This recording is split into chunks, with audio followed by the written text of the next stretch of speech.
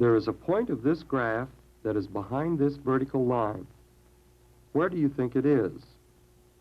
Your natural guess is the result of your intuitive idea of a limit.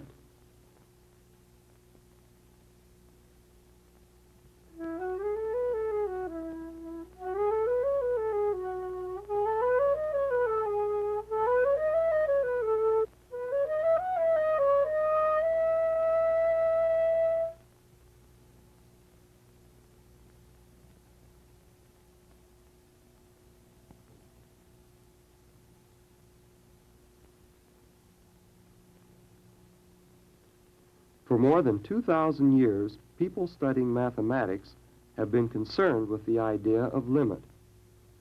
Much of our progress in mathematics in the past century has been due to correct formulations of this concept.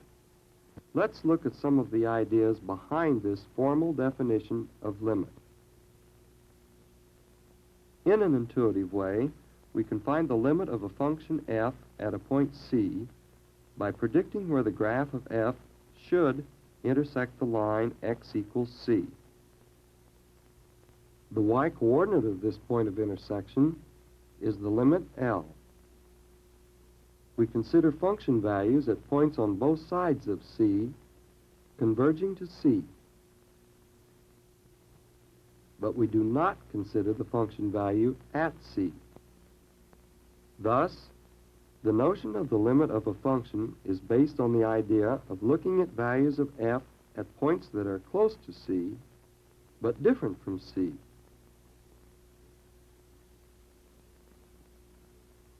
The limit is that number which is approximated by function values for numbers that are near C. The neighborhood concept is used to state the more formal definition of limit. If L is a point on a number scale, the set of points less than p units away from L is the neighborhood of L, written n sub p of L.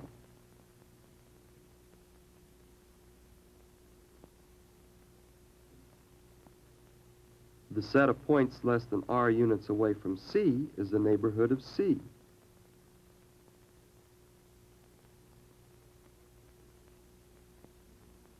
Since the limit does not depend on the function value at C, we will consider neighborhoods with the point C removed. If it is removed from this neighborhood, we use an asterisk and call it a punctured neighborhood. Just as a function f maps a point C onto a point f of C, called the image of C, so too a neighborhood of C is mapped onto a set of points f of n sub r of C, called the image of the neighborhood. In the special case of this reciprocal function, where f of x equals 1 over x, a punctured neighborhood is mapped onto an interval with a point missing, a punctured interval.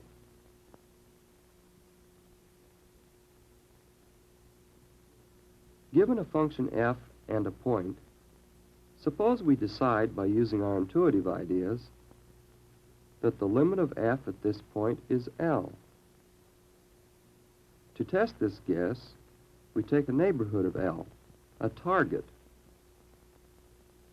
and try to find a punctured neighborhood of C. Let's call it a control, whose image is inside the target. Certainly we can find a control neighborhood whose image is contained in this target, but suppose we are given a smaller target. We can still find a suitable control.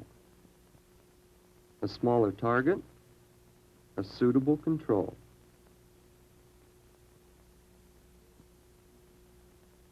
Here it appears that no matter what target on L is given, a control can be found whose image is in the target.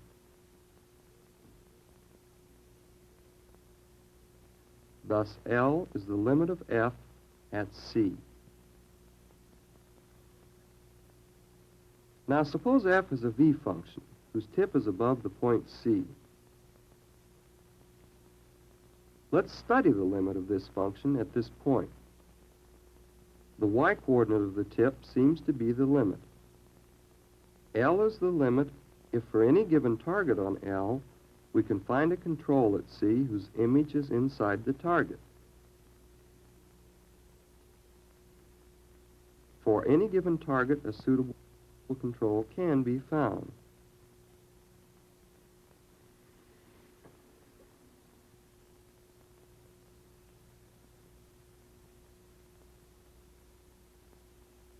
So the limit at C is L. Incidentally, we note that in this case, any punctured neighborhood of C is mapped onto an interval without a puncture. If we alter the value at C, the image of a punctured neighborhood at C is not changed.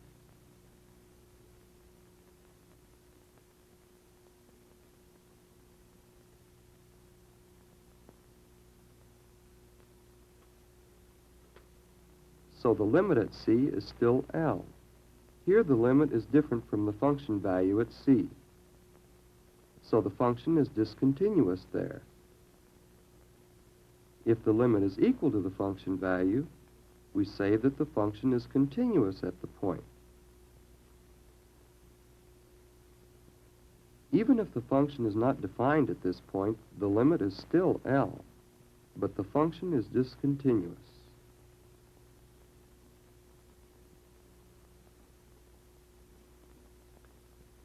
When we look at this jump function, it isn't obvious where its graph should intersect the vertical line at C.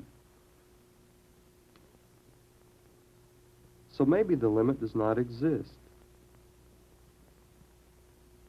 Notice how this function maps some punctured neighborhoods onto just a single point.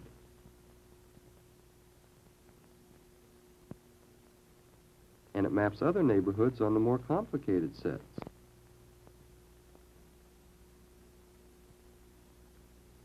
L1 cannot be the limit, since this target does not contain all of the image of any control at C.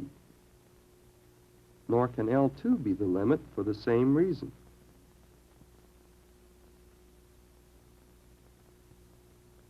Nor can L3 be the limit.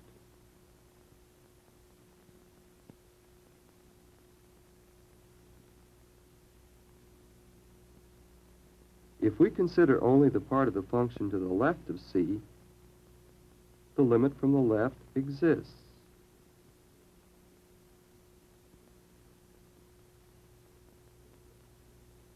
If we consider only the part to the right of C,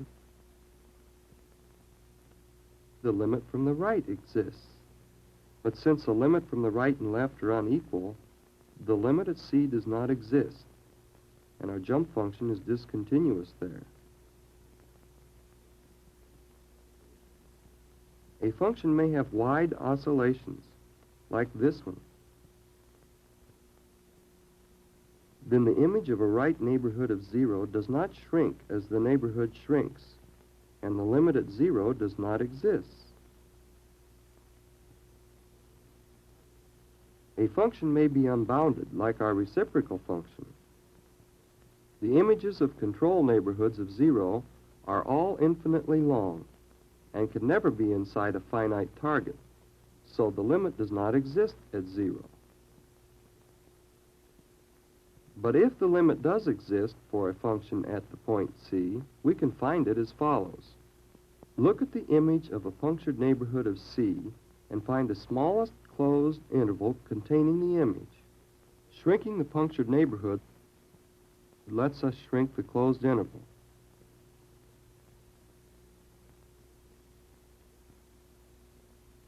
And when the punctured neighborhood is converged to a point, the closed interval has converged to the limit L. To verify that L is the limit of f at C, we apply the formal definition, which can now be stated as follows. For every target neighborhood of L, there is a punctured neighborhood of C, such that the image of the punctured neighborhood is contained in the target neighborhood. This brief statement embodies one of the most important ideas in mathematics.